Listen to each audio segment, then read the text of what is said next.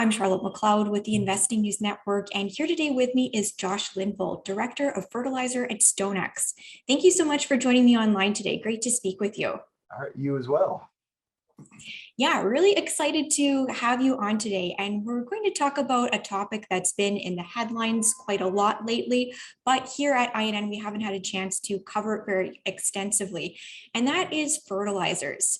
So I want to start with a really basic question for you, just so you can situate us in the market. We've been hearing about rising fertilizer prices. They're getting very high. When people are talking about this, what products are they actually speaking about? So when you look at the fertilizer market, the fertilizers are the three main ones is nitrogen, phosphate, and potash. These are the three main fertilizers. Now there's a lot of micros that go into raising a crop, but these are the three ones that everybody focuses on. Nitrogen is split into the three majors of urea, UAN, and hydrous. Phosphate is mainly DAP and MAP. Each one has a little bit different analysis than the other one, but mainly rooted in phosphate. And then potash. So these are the three that everybody is typically talking about whenever they start looking globally and say, boy, things are tight and they're high priced. These are the ones that we are kind of judging our market movements by. Okay, that's really helpful. So it's no secret we have the war happening between Russia and Ukraine. This is what's generating some of the recent interest in fertilizers. I wanted to ask you if you can talk about the role that Russia plays in fertilizer production and how the conflict is affecting supply that the country would typically be providing. Yeah, so Russia, one of their big income flows for their economy is energy. And now whether this is natural gas, whether this is, just any of the sort of different things out there, fertilizer is one of the major ones. And when you start to look at the global complex, and that's what you need to do with any product out there, Russia is a major exporter. When we look at urea, one of the major nitrogen products, they export 14% of the global export total. UAN is anywhere from 25 to 31%. Phosphate is, that one is 10% of the global total. They account for about 20% of the global potash capacity production. So they are a major exporter. They are a major part of this fertilizer industrial complex. And since this Ukrainian-Russian war has been going on, I've seen something I never thought I would see. And that's most of the free world coming together and saying, we are so adamantly against what you have done. We are completely shutting off our economies to you. I never thought we would see this happen. However, we have. And what that means, though, the other side of it is we are now losing those exports. Even though countries have started to step up and say, hey, we will take product from Russia. Now that's been India. We've seen them buy oil on a ruble. We've seen Brazil. We've seen Mexico being willing to buy it. The problem is now you need to find a vessel that's willing to go to a Russian port and do business with them. So it's gotten very, very difficult for Russian fertilizer to make its way around the world. And again, I mean, you don't even have to look at just fertilizer. If you cut 14% of the global trade of oil, if you cut 25% of the global corn market, for example, global trade, major moves. And that's what we're dealing with on a fertilizer scale. Right. So as you say, this is a really major development, this fertilizer from Russia coming off the market. So to what extent, I guess, can other countries step up to replace that production? That's the problem. A lot of the rest of the world is already running maxed out. When you look at where the current global values are from a fertilizer perspective, it makes all the sense in the world. If you can produce tons today, you're producing every last pound that you can possibly get out the door because you're making more margin than you ever thought possible 2 years ago. There's not a whole lot of excess production. No nitrogen facilities. You were talking multiple years and multiple billions of dollars to build something new. Phosphate, you have to have the reserves and then the money to mine the reserves and build the production. Potash, same thing. You got to have the reserves in the soil and the production. This isn't something that fixes itself overnight. And this is a situation that the fertilizer market has never found itself in. We have always been one that's been very demand-based. We've always theorized about what would happen if we ever got to a supply situation, but we've never dealt with. This is the first time in history, but we are talking about tighter supplies than we've ever seen. Really interesting. And, so we've talked about what's going on with Russia. We also have the Ukraine side of the equation, where I believe they're quite a major producer of wheat. I wondered if you could talk a little bit about that and how that is also playing into the events that are happening right now.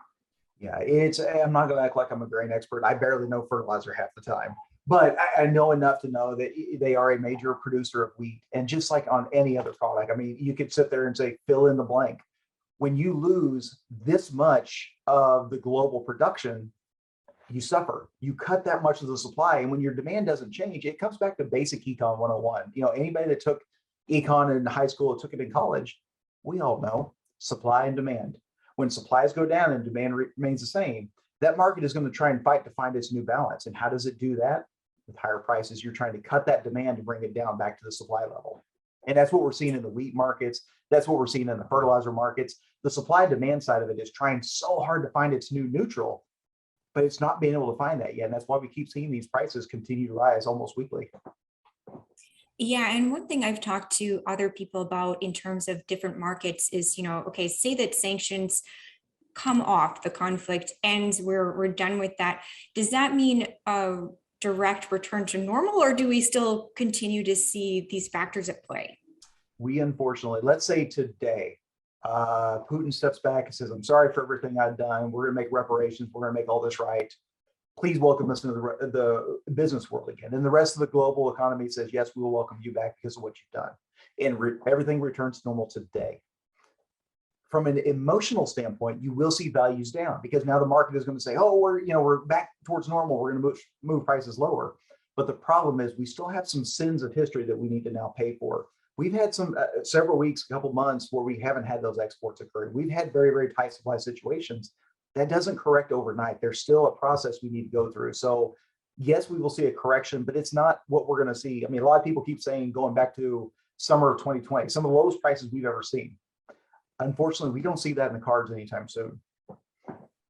Right. And I think this is a good chance to talk about some of the things that are going on in the fertilizer space beyond Russia and Ukraine, because I believe that this was a situation that's been building, since before we saw this catalyst. So that's a big question, but maybe you could talk about some of the most important factors that you see aside from Russia and Ukraine. Yeah, it's I have this period in fertilizer history, I have earmarked towards the summer of 2020 and really July of 2020, because that was about the lowest number that we had seen. And some of the major events that have happened since then, number one, these are US based, but we had the derecho event, which caused corn prices to go from $3.75 to over $6. And we had government COVID checks go out, a massive influx of cash. And so what happened during that period, demand went from non-existent to phenomenal. And we've been playing catch up ever since. We've had a lot of production outages. We had Hurricane Ida, which 48 hours wasn't even supposed to be a hurricane when it hit ashore. We lost major production in the Delta of the US for multiple weeks. We have had a lot of production go down after we started to learn to deal with COVID. Not that COVID has gone away, but we learned how to live with it and work with it. And all these plants had to be repaired. Lost a lot there. Europe, with natural gas prices going from, $4, $5, $6 an MMBTU equivalent to as high as what, $60, $70 an MMBTU equivalent. That has affected production in Europe. The Chinese government last fall came out and said, listen, global fertilizer supplies are extremely tight and they are extremely high priced. Our farmers cannot deal with that. So what we are, as the Chinese government, we're going to do is we're going to ban urea and phosphate exports, because what that does, it keeps enough product in hand for our farmers and it keeps prices low. And there, again, you talk about how big of a player Russia is. China's that and then some. And when you start to combine the two, that is just, it's a match made in hell almost. But then this whole Russia-Ukraine thing, it's just the straw that broke the camel's back. This is the one that's finally kind of brought to the forefront. To your point, this isn't something that happened just overnight. This is not just a Russia-Ukraine situation. That's just the new one that the world has kind of finally stood up and took notice and said, oh, wow, that's a lot of money. Yeah, for sure. And there's one other thing I want to talk about related, I guess this is related to Russia and Ukraine again, but it's the higher prices for fuels like diesel, which I have read are also impacting farmers right now. I wondered if you could weigh in on that, because I think that's also very interesting. Yeah, obviously. And now diesel's not a huge cost on a per acre basis. For most organizations around the world, farming operations around the world, fertilizer remains their number one input cost. However, where the diesel fuel and things like that are really starting to hurt us, when you start looking globally at vessel freight rates, a lot of the focus had been on, the backlog of container shipments into the West Coast of the US and difficulties finding ships and all that. And that's why freight rates are going up. Well, very, very quietly, bulk vessel freights around the world have done the exact same thing. The Middle East to NOLA, New Orleans, Louisiana, That's our biggest trade and most liquid market for the fertilizer market. We watch that weekly. Typically in the past, that rate was between $15 and $30 a metric ton. You could write it in stone. It did not break out of that range. Recently, we've been $70 to $80. And unfortunately, when you sit there and think about it, everything flows downhill. That ultimately means that higher cost of moving it from point A to point Z rolls all the way down to the farm gate, a much higher cost. That's where it's really starting to be felt. Okay. And you talk about this being the straw that broke the camel's back, and we have seen this interest kind of explode into the mainstream recently. So I wondered if we could talk a little bit about, I think that the reason people are looking at this is because they hear about higher food prices being the result of the higher fertilizer prices and things like that. So, I guess to what extent should people be concerned about that right now? How do you see that playing out? Yeah, there's a lot of concern now that it's in the mainstream media, like we spoke earlier. It's a lot of fear, like, oh my gosh, there's not going to be enough food. There's going to be starvation and things like that. And listen, that's something we very much need to be concerned about. And I'm not going to sit there and say there is not a path towards that, because there's always a path to anything. There's a path to where we go back to those summer of 2020 fertilizer prices. It's one very, very narrow road, but there is a possibility. I don't truly buy into the food shortages and things like that, but I do agree the food is going to be more expensive. And we've already seen that. Corn prices are significantly higher, wheat prices. But again, this isn't something that just happened with Russia, Ukraine. This was already happening. It's just that it's now hitting the news, and people are now starting to put the pieces together and say, wait a minute, that loaf of bread does cost a lot more than what it did. And that gallon of milk costs more. And this meat and all this other stuff, it does cost me more. Whether they knew it or not, well, now it's at their forefront. Now it's being discussed because the mainstream media is saying this is something we need to talk about. Okay, I think that helps us put it in perspective.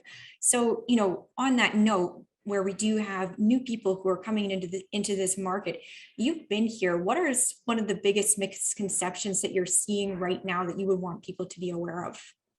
It's one of the biggest things, and this is something we talk a lot with our U.S. clientele.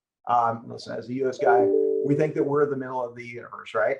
We think that everything that happens here matters to the rest of the world, and it does to a certain extent. But we need to remember, it doesn't matter what corner of Earth you live on. We are part of a world economy now. What happens in China matters to you. What happens in Russia, Ukraine matters to you. What happens in Brazil matters to you. We are part of this global complex. While we don't want to get so inundated that we get analysis paralysis, we need to be aware of what's going on around the world. Okay. And, we have an audience who is mostly made up of investors. And I think, when you start to hear about new topics, you're probably interested in how you can get exposure. But as we were talking about before we hit record on this interview, this is kind of the hype stage. At least that's what it kind of looks like to me, where tons of people who weren't here before are now interested. So any advice for investors who might be looking to get exposure to the fertilizer space? Is now really the time to be doing that?